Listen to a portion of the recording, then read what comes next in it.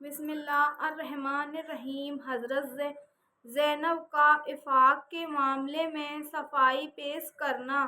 ام المومنین حضرت زینب بنت حجر رست میں حضور اقدس صلی اللہ علیہ وسلم کی پھوپھی زادہ بہن تھیں۔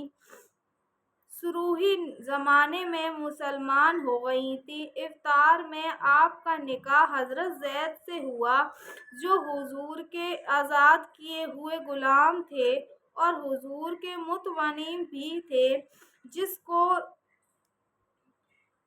کو لے پالک کہتے ہیں۔ اسی وجہ سے زید بن محمد کہلاتے تھے، مگر حضرت زید سے حضرت زینب کا نکاح نباہ نہ ہو سکا تو انہوں نے طلاق دے دی۔ حضور اقدس صلی اللہ علیہ وسلم نے اس خیال سے کہ زمانۂ جاہلیت کی ایک رسم ٹوٹے، وہ یہ کہ متبنی بالکل ہی بیٹے جیسا ہوتا ہے اور اس کی بیوی سے نکاح بھی نہ کرنا چاہیے، اس لیے اپنے نکاح کا پیغام بھیجا۔ حضرت زینب نے جواب دیا کہ میں اپنے رب سے مشورہ کر لوں۔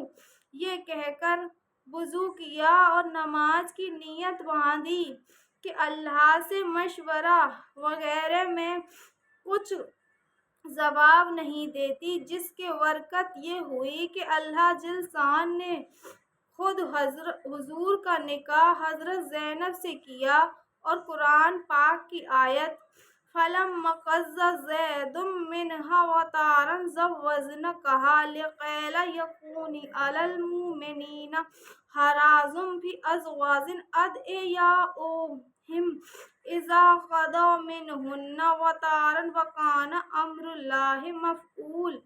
یاسین۔ جب زید نے اپنی حاجت کو اس سے پورا کر لیا تو ہم نے اس کو تمہارے نکاح میں دے دیا تاکہ نہ رہے مومنوں پر تنگی اپنے لیے پالکوں کی بیویوں کے بارے میں، جبکہ وہ اپنی حاجت ان سے پوری کر چکے اور اللہ کا حکم ہو کر ہی رہا۔ جب حضرت زینب کو اس آیت کا نازل ہونے پر نکاح کی خوشخبری دی گئی تو جس نے بشارت دی تھی اس کو وہ زیور نکال کر دے دیا جو وہ اس وقت پہن رہی تھی۔ وہ خود سجدے میں گر گئیں اور 2 مہینے کے روزے کی منت مانی۔ حضرت زینب کو اس بات پر واضح طور پر فخر تھا کہ سب بیویوں کا نکاح ان کے عزیز رشتہ داروں نے کیا، مگر حضرت زینب کا نکاح آسمان پر ہوا اور قرآن پاک میں نازل ہوا۔ اسی وجہ سے حضرت عائشہ سے مقابلے کی نوبت بھی آ جاتی تھی کہ ان کو حضور اقدس صلی اللہ علیہ وسلم کی سب سے زیادہ محبوب ہونے پر ناز تھا اور ان کو آسمان کے نکاح پر ناز تھا، لیکن اس کے باوجود حضرت عائشہ پر تہمت کے قصے میں جب حضور اقدس صلی اللہ علیہ وسلم نے منزملہ اور وہ ان کے آن سے بھی دریافت کیا تو انہوں نے عرض کیا کہ میں عائشہ میں بھلائی کے سوا کچھ نہیں جانتی، یہ تھی سچی دین داری، ورنہ یہ وقت شوکن کے الزام لگانے کا تھا اور خاوند کی نگاہ سے گرانے کا، بالخصوص اس شوکن کو جو لاڈلی بھی تھی مگر اس کے باوجود زور سے صفائی کی اور تعریف کی۔ حضرت زینب بڑی بزرگ تھیں، روزے بھی کثرت سے رکھتی تھیں، نفل بھی کثرت سے پڑھتی تھیں، اپنے ہاتھ سے محنت بھی کرتی تھیں اور جو حاصل ہوتا تھا اس کو صدقہ کر دیتی تھیں۔ حضور کے وصال کے وقت ازواج مطہرات نے پوچھا کہ ہم میں سے سب سے پہلے آپ سے کون سی بیوی ملے گی؟ آپ نے فرمایا جس کا ہاتھ لمبا ہو۔ وہ لکڑی لے کر ہاتھ ناپنے لگی، لیکن بعد میں معلوم ہوا کہ ہاتھ کے لمبا ہونے سے بہت زیادہ خرچ کرنا مراد تھا، چنانچہ سب سے پہلے حضرت زینب ہی کا وصال ہوا۔ حضرت عمر رضی اللہ عنہا نے جب ازواج مطہرات کی تنخواہ مقرر فرمائی اور ان کے پاس ان کے حصے کا مال 12,000 درہم بھیجے تو یہ سمجھا کہ یہ سب کاہے فرمانے لگی کہ تقسیم کیے تو اور بیویاں زیادہ مناسب تھیں۔ قاصد نے کہا کہ یہ سب آپ ہی کا حصہ ہے اور تمام سال کے لیے ہے۔ تو تعجب سے کہنے لگیں سبحان اللہ، اور منہ پر کپڑا ڈال لیا کہ اس مال کو دیکھوں بھی نہیں۔ اس کے بعد فرمایا کہ حجرے کے کونے میں ڈال دیا جائے اور اس پر ایک کپڑا ڈلوا دیا۔ پھر برج سے فرمایا جو اس قصے کو نقل کر رہے ہیں کہ اس میں سے ایک مٹھی بھر کر فلاں کو دے آؤ اور ایک مٹھی فلاں کو، غرض رشتے دار اور غریبوں کو غریب بیواؤں اور ایک ایک مٹھی تقسیم فرما دیا۔